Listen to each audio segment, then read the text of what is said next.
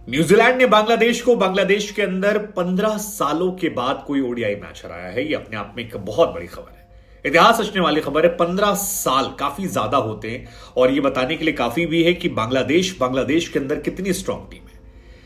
लेकिन आज बांग्लादेश एक कमजोर टीम नजर आई। 86 रनों से इस मैच में उसकी हार होती है, न्यूजीलैंड उसे ये मैच हराती है।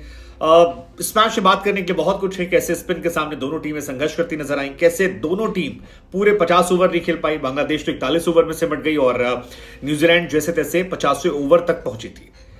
लेकिन इस मैच में सबसे ज्यादा जो हाईलाइट रहने वाला है वो है ईश सोडी की परफॉर्मेंस। बल्ला गेंद दोनों से कमाल थे और वो ड्रामा जो मैच के बीच में हुआ था, जहां पर हसन महमूद गेंदबाजी करते हैं, ईश सोडी रनिंग साइड पर होते हैं और सोडी बॉल के साथ थोड़ा भाग लेते हैं।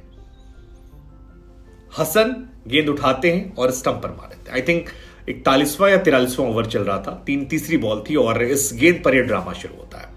इसके बाद हसन अंपायर से अपील करते हैं, अंपायर थर्ड अंपायर की तरफ इशारा करते हैं, थर्ड अंपायर रिव्यू करते हैं और नियम के हिसाब से क्योंकि आउट था सो उंगली जो है वो उठ जाती कि आउट हो गया। लेकिन यहां पर लिटन दास कुछ ऐसा करते हैं जो फिलहाल उन्हें दुनिया भर में सुर्खियों में ला रहा। लोग कह रहे हैं कि यार कमाल की क्रिकेट स्पिरिट है। लिटन दास ने ईश सोडी को मैदान से वापस बुला लिया और अंपायर से रिक्वेस्ट की कि ये जो आउट दिया गया था ये तरीका सही नहीं था और हम इस फैसले और अंपायर क्या था, अंपायर ने इसके बाद कहा ठीक है भाई, अगर आप ही नहीं तैयार हैं इसको लेने को तो हम ले लेते हैं। हालांकि इस बीच में थर्ड अंपायर ने आउट दे दिया था। ईश सोडी जो है वापस पवेलियन की तरफ जा रहे थे, लेकिन यहां पर जब उन्हें बुलाया गया तो एक बहुत ही प्यारी तस्वीर निकल कर आई, जिसको लेकर हर कोई कह रहा है कि क्रिकेट में ऐसी तस्वीरें और निकल कर आनी चाहिए। एक तो ईश सोडी ने अपने बल्ले से लिटन दास की तारीफ की, वहां पर क्लैप करके उससे अप्लॉज किया और दूसरी तस्वीर जो थी वो थी उस गेंदबाज को जाके हक करने की। मतलब बड़ी खूबसूरत तस्वीर थी कि हसन के पास वो जाते हैं, हसन को जाते हैं, हक करते हैं और एक बड़ी प्यारी तस्वीर जो है वो निकलकर सामने आती है।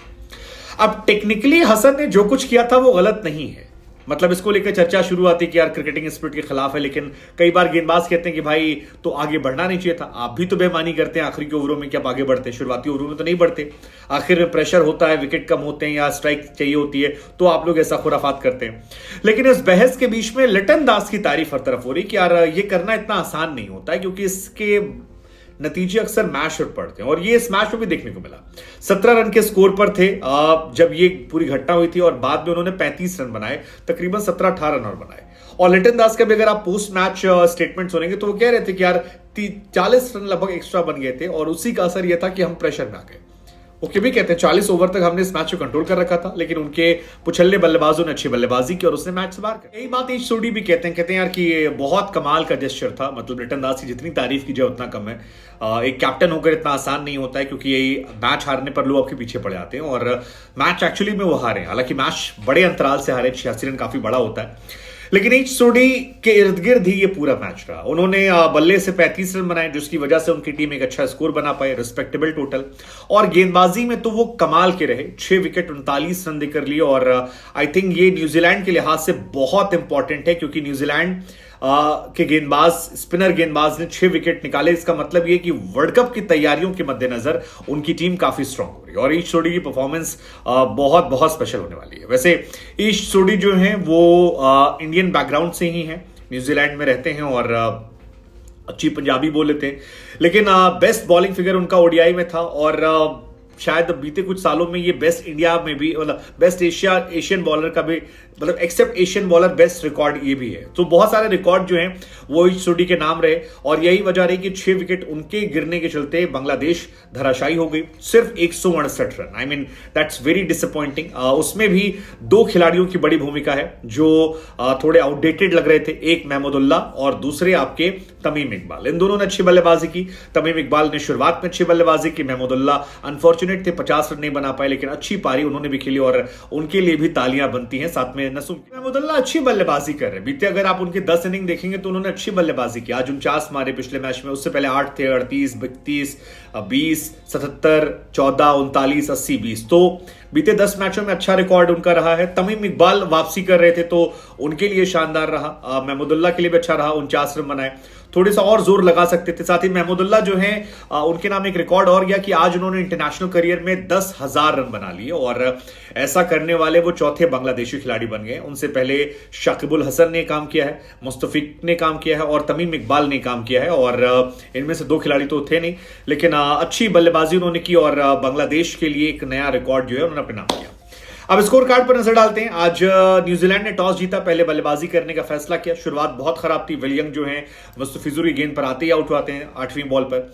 इसके बाद थोड़ी बहुत कोशिश होती है बोज और एलन के बीच में, लेकिन एलन भी नहीं चलते हैं और मुस्तफिजुर शुरुआत में अपना कमाल दिखाते हैं, 2 विकेट बैक टू बैक निकालते हैं। शुरुआत में काफी वो सख्त नजर आ रहे थे, फिर बोज आउट होते हैं। इसके बाद एक अच्छी पार्टनरशिप होती है निकोलस और ब्लेंडल के बीच में और दोनों स्कोर को ठीक ठाक ले जाते हैं। मतलब 36 पे जहां 3 न्यूजीलैंड संघर्ष कर रही थी 8 ओवर में, उसके बाद ये स्कोर आगे बढ़ता है। 131 पर 4 होता है 26 ओवर में। सो बहुत अच्छा यहां पर इन्होंने कवर अप किया। 49 रन निकोलस ने बनाए और ब्लेंडल ने 68 रन बनाए, लेकिन फिर टीम जो है वो गिरने लगती है, धराशायी होने लगती है और बैक टू बैक विकेट जो है वो बांग्लादेशी स्पिनर्स निकालना शुरू करते हैं। और सचिन रविंद्र जो है 10 रन बनाकर आउट होते हैं, मैकोनी जो है 20 रन बनाकर आउट होते हैं। फिर वो सोडी वाला ड्रामा होता है, 35 रन वो बनाते हैं। काइल जेमिसन जो है वो 20 रन बनाते हैं और कैप्टन लोकी फर्ग्यूसन जो है 13 बनाते हैं। कुल मिलाकर टीम जो है जैसे तैसे 254 पहुंचती है और बांग्लादेश में 254 रन ठीक ठाक होते हैं। मेहदी हसन ने 3 विकेट निकाले, हमेशा की तरह वो शानदार थे। खलीद ने 3 विकेट निकाले, मुस्तफिजुर ने शुरुआत में 2 निकाले थे और हसन ने 1 निकाले और एवरेज गेंदबाजी रही। जहां तक बात न्यूजीलैंड की है, न्यूजीलैंड की तरफ से बोल्ट ने शुरुआत की, बोल्ट को विकेट नहीं मिला, लेकिन काइल जेमिसन और ईश सोडी और फर्ग्यूसन ये सब ठीक ठाक गेंदबाजी करते नजर आए। खासतौर पर ईश सोडी 10 ओवर 1 मेडन 39 रन 6 विकेट और ये बहुत इंपॉर्टेंट 6 विकेट थे। तमीम इकबाल ने अच्छी बल्लेबाजी की, काफी लोग बैनर पोस्टर लेकर आए थे, Tamim we still believe in you, और ये सारे पोस्टर्स वायरल हो रहे थे। लिटन दास अच्छी बल्लेबाजी नहीं कर पाए, 6 रन बनाकर आउट हो गए। तंजीद 16 रन बनाकर आउट हुए। 100 में सरकार फ्लॉप रहे, एशियन गेम्स में भी हो गए थे, वहां भी फ्लॉप थे, यहां भी फ्लॉप थे। हृदय 4 रन पर गए। महमूदुल्लाह ने अच्छी बल्लेबाजी की, 49 रन की पारी अच्छी उनकी थी और थोड़ी लड़ने वाली पारी थी। 17 रन मेहदी हसन। नसुम ने अच्छी बल्लेबाजी की, 31 रन बनाए उन्होंने और बाकी टीम जो है वो एवरेज रही और कुल मिलाकर न्यूजीलैंड ये मैच जीत गया।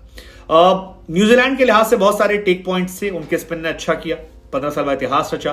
बांग्लादेश के क्योंकि शाकिब यहां थे नहीं और कई खिलाड़ी और नहीं थे, तो वो एक्सपेक्ट करें कि अगले मैचेस में वो बेहतर हो, थोड़ा सा वर्ल्ड कप जब उनकी फुल टीम आए तो और ज्यादा अच्छे हो। लेकिन लिटन दास की ये घटना हमेशा याद रखी जाएगी इस मैच की।